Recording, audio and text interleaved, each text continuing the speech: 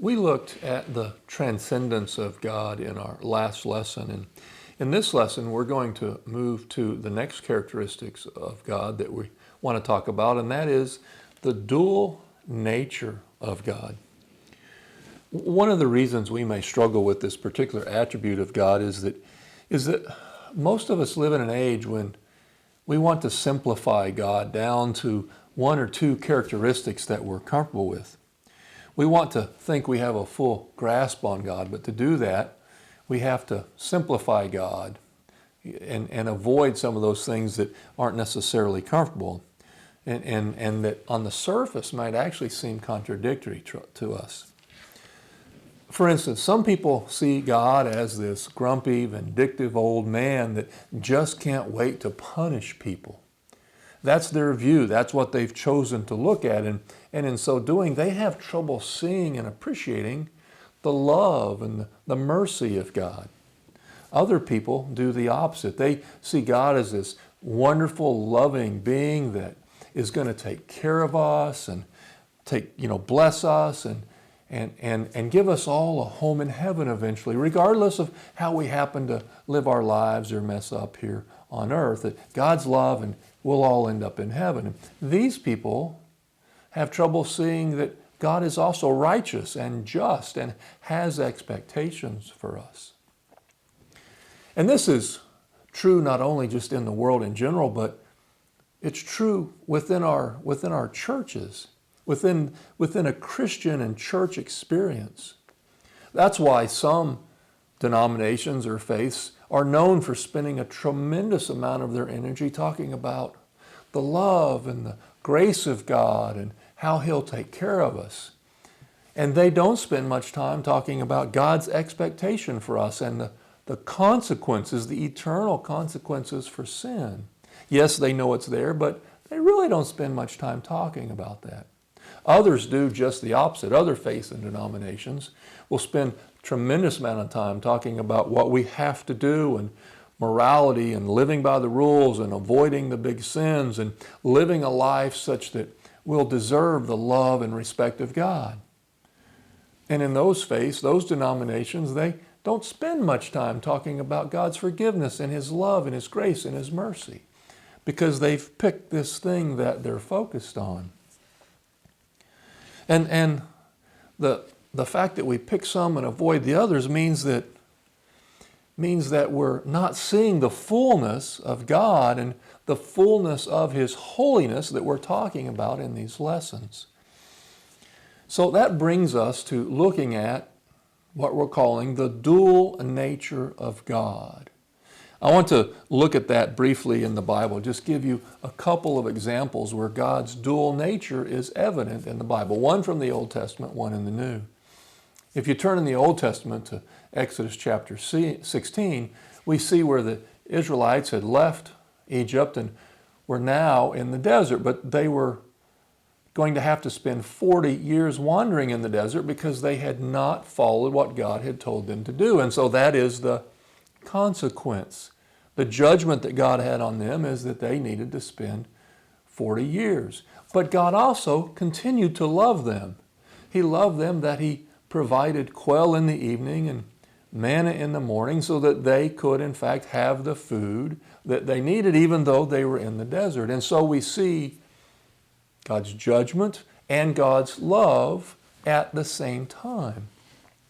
If we move to the New Testament in John chapter 8 verses 1 through 11, the story of the woman who was caught in adultery, and the scribes and the Pharisees had brought her to the court and they had asked Jesus about that. And as that story goes on at the end, Jesus asked them, well, anyone here without sin, why don't you throw the first stone? And they departed. And so left there was Jesus and this woman who was caught in adultery. And He says to her in verse 11, He says, I do not condemn you either. Go. From now on, sin no more. And here we see this dual nature, this love and this judgment. He said, I condemn you. I don't condemn you either. We see the love. He's not going to condemn her. But He also is still God and has the right to judge. And He says, go and sin no more. He didn't say, go on, it'll be all right, never mind. He didn't say that. He said, I don't condemn you, but don't be sinning anymore. Love and judgment at the same time. You know, in our lives, sometimes we see things that are contradictory, but they're really not. And we experience this in some normal experiences in our lives all the time. I'll give you a couple of examples. The birth of a child. The birth of a child is almost inexpressible joy. But with it also comes tremendous responsibility, almost overwhelming responsibility when you stop and think of that. I could hardly get the car out of the parking lot from the hospital after the birth of my first child.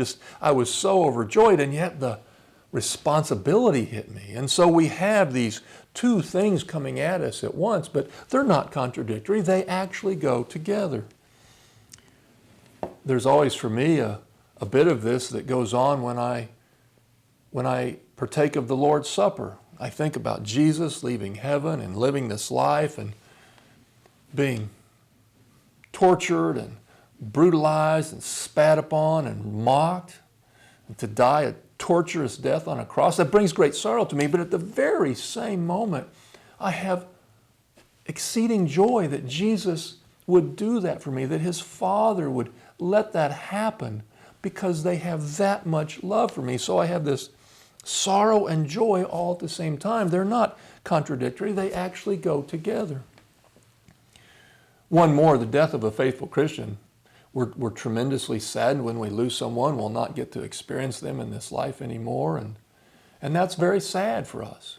But at the same time, there's great relief that we feel, knowing that God is taking them, that that person is in God's hands and will rest until the day that Christ comes back. And so you have this tremendous sadness and this tremendous joy all at the same time. They're not contradictory. They go together. So we experience this in our lives where two things that look contradictory, in fact, are not. They actually make each other better when you think about them as a whole. So one way to think of this dual nature of God is to think of God as a loving judge. A loving judge. Sometimes his love shows up by clipping our wings, by saying no to that prayer request, or by disciplining us or causing us to suffer so that we'll have compassion for others. And we say, well, if God loved me, he wouldn't do that to me. Yes, he would. He's going to love you, and he's also going to judge you and expect you to get better at the same time.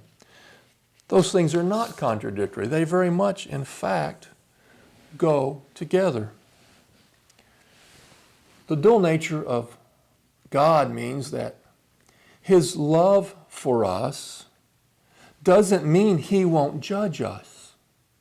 And it also means the fact that he judges us doesn't mean he doesn't love us.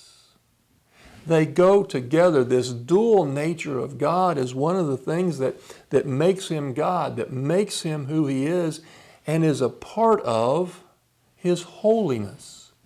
The holy nature of God that we have been instructed to strive for if in fact we want to see God. The sooner we start to understand this dual nature and how these things fit together, the sooner we'll start to comprehend and understand God's holiness that much better that we're striving to gain in our own lives. In our next lesson, we're going to take up one more characteristic of God, and we'll talk about that before we move into, okay, now that we've talked about all these characteristics, how do I deal with this in my life? What does it mean to me? How do I try to put all of this holiness into my life? So thank you for being here. One more characteristic, then we'll move into the how. I hope you'll continue to join us in our study. I'll see you in the next lesson.